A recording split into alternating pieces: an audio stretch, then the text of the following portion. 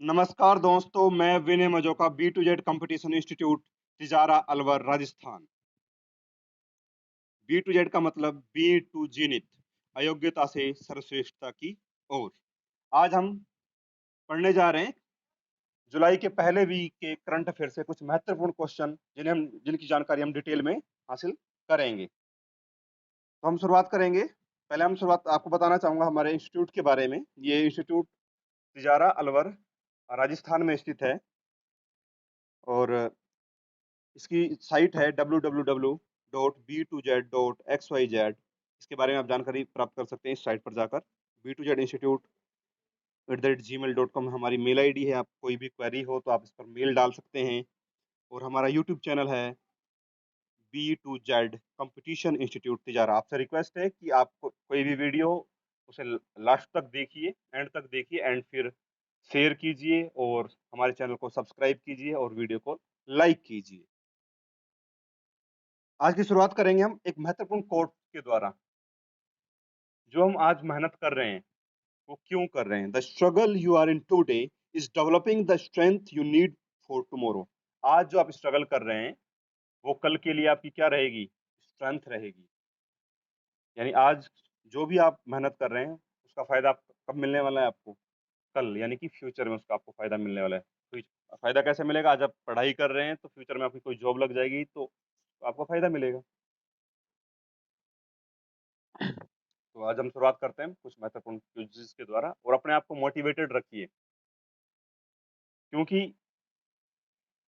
क्या है कि जॉब प्राप्त करना, कोई भी जॉब, एसएससी हो गया, एचएसएससी हो गया, डीएसएसबी में किसी भी क्लर्क की या इंस्पेक्टर की, कोई भी जॉब प्राप्त करने में समय कई बार बहुत ज़्यादा लग जाता है। तो अपने आप को रेगुलर रखिए, पेशेंस बरतिए, यानी कि वो कहता है ना कि हतोत्साहित मत हो जाया करो कि हाँ आज ही जॉब लग जानी चाहिए। जॉब लगने में एक लंबा टाइम प्रोसेस होता है। आप डेली भी मेहनत करते जाएंगे तो आप उतने अच्छे होते जाएंगे। ठीक है। तो आज हम आपको जुलाई की पहले वीक के कुछ महत्वपूर्ण करंट अफेयर्स के क्वेश्चंस के बारे में डिटेल में जानकारी प्राप्त करेंगे। तो पहला क्वेश्चन इस प्रकार है। प्रधानमंत्री नरेंद्र मोदी ने जापानी जैन गार्डन और काइजन अकादमी का वर्चुअल उद्घाटन किया। वर्चुअल उद्घाटन मतलब कि ऑनलाइन, यानी वीडियो कॉन्फ्रेंसिंग के जरिए उन्होंने उद्घाटन किया। ये गार्डन कहाँ पर स्थित है? इसका आंसर रहेगा अहमदाबाद में।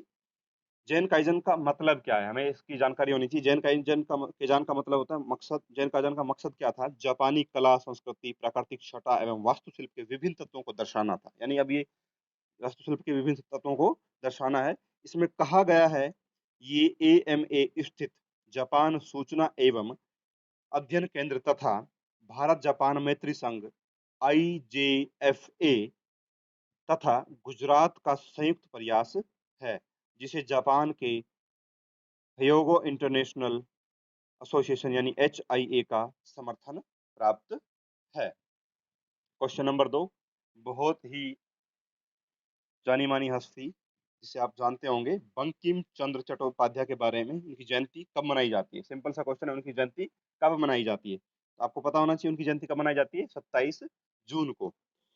और उनका जन्म कब हुआ था? 27 जून 1888 को उनका 27 जून 1888 का उनका जन्म 27 जून 1888 का उनका जन्म हुआ था। और ये बंगला भाषा के प्रसिद्ध लेखक थे। बंकिम चंद्र चट्टोपाध्याय को बंकिम चंद्र चटर्जी भी कहा जाता है। इन्होंने वंदे मातरम राष्ट्रीय गीत की रचना की थी। ठीक है, याद रहेगा सभी को। क्वेश्चन नंबर 3, भारत की सबसे बड़ी बिजली उत्पादन कंपनी एनटीपीसी ने एनर्जी कॉम्पैक्ट लक्ष्यों की घोषणा की है। इस कंपनी ने 2032 तक कितने नवीकरणीय ऊर्जा क्षमता स्थापित करने का लक्ष्य रखा है? कब तक? 2032 तक का लक्ष्य। यानी कि आज वही कह रहे थे ना, आज हमारा कोट था कि आज जो हम मेहनत कर रहे हैं वो कब काम आएगी? फ्यूचर में। तो उन्होंने भी 2032 तक का लक्ष्य रखा है। बताओ। तो अपना लक्ष्य निर्धारित कर लो, समय निर्धारित मत करो, ये याद रखना। और कामयाबी आपको जरूर मिलेगी, आज नहीं तो कल। ठीक है, बस रेगुलर बने रहिए। तो उन्होंने लक्ष्य कितने गीगावाट का रखा है? 60 गीगावाट का लक्ष्य रखा है। एनटीपीसी का फुल फॉर्म क्या होता है? National thermal power corporation. National thermal power corporation. इसको स्टैब्लिश कब किया गया था इंडिया में? 1975 में। किस लिए स्टैब्लिश किया गया था इसको? पावर डेवलपमेंट को बढ़ावा देने के लिए। उस समय देश में बिजली की बहुत ही मतलब कि कहते हैं ना दयनीय स्थिति थी, और आज भी कुछ जगह ऐसी हैं जहां बिजली सही से नहीं पहुंच पाती है। अच्छा, तो इसके जो सीईओ है कौन है? गुरदीप सिंह। कौन है? गुरदीप सिंह। याद रहेगा सभी को।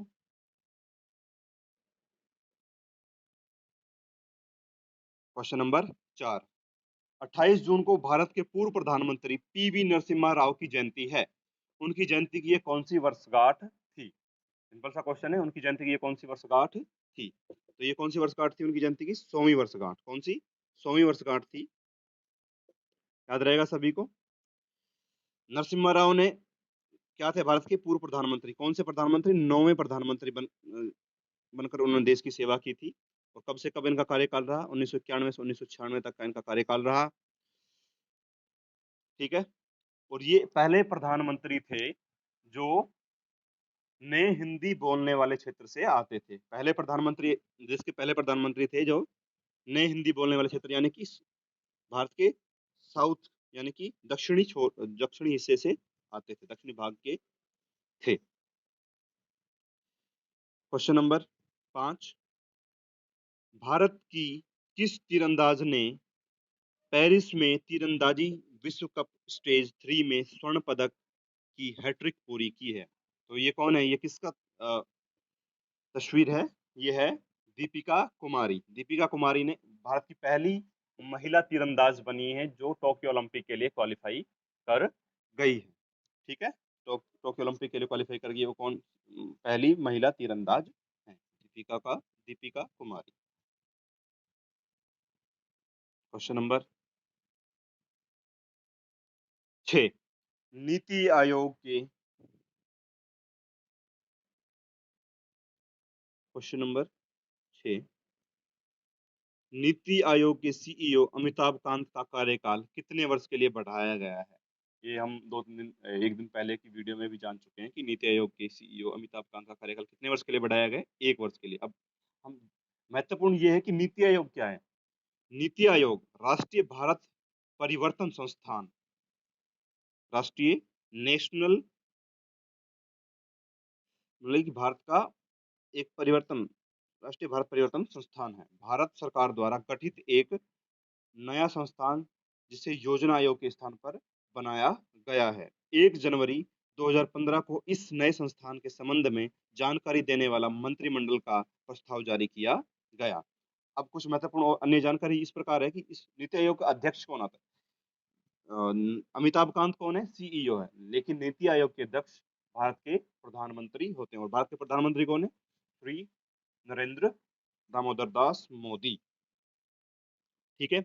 और कुछ अन्य पदनाम जो इस प्रकार है नीति आयोग के। एक होता है उपाध्यक्ष। ये सभी जो पद जो होते हैं इस प्रकार है।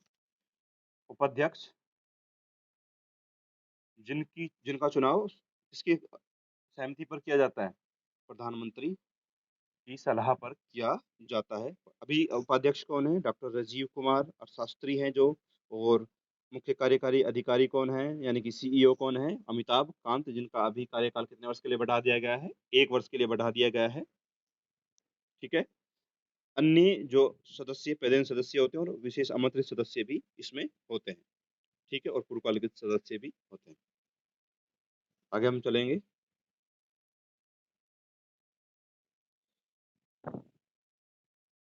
Question number 7। नौसेना का प्रमुख विध्वंसक आईएनएस तबर 2 दिनों के लिए अलेक्जेंड्रिया पहुंचा। बताइए अलेक्जेंड्रिया कहाँ स्थित है? अलेक्जेंड्रिया की बात हो रही है। अलेक्जेंड्रिया की। अलेक्जेंड्रिया कहाँ है? सिकंदरिया या फिर इसे अलेक्जेंड्रिया बोला जाता है। ये मिस्र का दूसरा सबसे बड़ा शहर है। कहाँ का? मिस्र का दूसरा सबसे बड़ा शहर है। यहाँ की जनसंख्या 41 लाख है। और ये देश का सबसे बड़ा समुद्री बंदरगाह है। यानी कि जो जितना भी समुद्री व्यापार होता है तो सबसे ज्यादा मिस्र में कहाँ से होता है, कहाँ से होता है? अलेक्जेंड्रिया देश से, ठीक है, अलेक्जेंड्रिया शहर से। देखिए यहाँ पे लिखा हुआ है, मिस्र का मिस्र का लगभग मिस्र का लगभग 80% आयात और निर्यात का कार्य संपन्न इसी अलेक्जेंड्रिया द्वीप से होता है, और ये एक महत्वपूर्ण पर्यटन स्थल भी है। अलेक्जेंड्रिया एक महत्वपूर्ण पर्यटन स्थल भी है, ठीक है। और मिस्र देश जो है विश्व के पटल पर किस जगह पड़ता है? कोई बताएगा मिस्र देश विश्व वैश्विक पटल पर कहाँ है?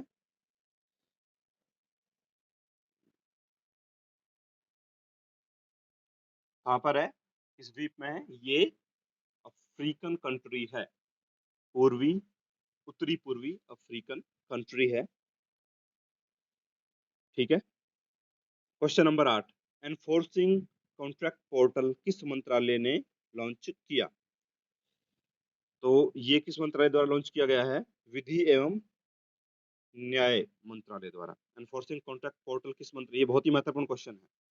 एनफोर्सिंग कॉन्ट्रैक्ट पोर्टल किस मंत्रालय द्वारा लॉन्च किया गया? विधि एवं न्याय मंत्रालय द्वारा। केंद्रीय कृषि मंत्री नरेंद्र सिंह तोमर ने किस शहर में राष्ट्रीय बागवानी बोर्ड केंद्र का उद्घाटन किया है? तो किस शहर में किया है? इसका आंसर रहेगा ग्वालियर में। कहाँ पर? ग्वालियर। ग्वालियर कहाँ पड़ता है आपको पता होगा? एमपी। तो कहीं ना कहीं नरेंद्र तोमर जी का संबंध भी कहाँ से होगा? एमपी में, एमपी से होगा। हाँ, Narendra Singh Tomar is a leader of BJP. किसके लीडर हैं? BJP. The current cabinet minister of rural development, Panchayati Raj एवं माइंस इन मोदीज गवर्नमेंट। अब ये क्या है? रूरल डेवलपमेंट पंचायती राज के कैबिनेट मिनिस्टर हैं, और ये कहाँ से बिलोंग करते हैं? कहाँ से बिलोंग करते हैं? ये है मध्य प्रदेश से।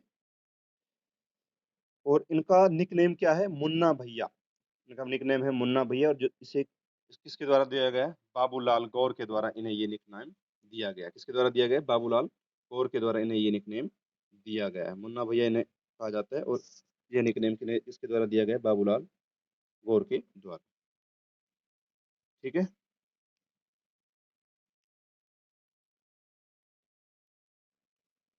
क्वेश्चन नंबर 10, जो आज का अंतिम क्वेश्चन होगा,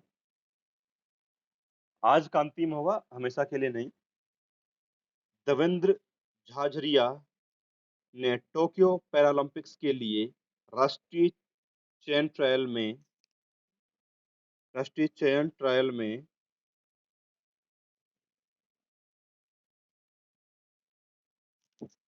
विश्व रिकॉर्ड बनाते हुए अपना स्थान पक्का किया। बताइए देवेंद्र झांझरिया किस खेल से संबंधित है? तो आपको इस फोटो में किस खेल से संबंधित लग रहे हैं देवेंद्र झांझरिया? इन्होंने विश्व रिकॉर्ड बनाकर टोक्यो ओलंपिक में ओलंपिक के लिए क्वालिफाई किया है। तो आप देख सकते हैं ये भाला फेंक के लिए, कौन से? ऑप्शन सी जो दिया हुआ है, बैट ऑप्शन सी क्या दिया हुआ है? भाला फेंक। तो भाला फेंक के लिए इन्होंने विश्व रिकॉर्ड बनाते हुए टोक्यो पैरालंपिक्स के लिए क्वालिफाई किया है। अब आप सभी से निवेदन है कि आप हमारे YouTube चैनल को सब्सक्राइब करें, लाइक करें एंड शेयर करें इस वीडियो को, और इसी प्रकार बहुत ही महत्वपूर्ण क्वेश्चन के साथ हम लगातार हाजिर होते रहेंगे आपकी सेवा में। Thank you very much.